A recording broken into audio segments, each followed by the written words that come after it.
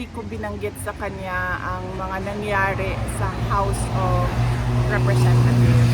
So hindi niya alam na merong pangalawang posibleng impeachment na mangyayari. Kasi sa tingin ko, hindi na niya kailangan malaman ang mga ganyan na klase na bad news. Kasi wala din naman yung value sa kanya. Nandoon naman siya sa loob. Ang mangyayari lang doon ay mag-iisip siya. Tapos mag-overthink siya. Siya lang mag-isa.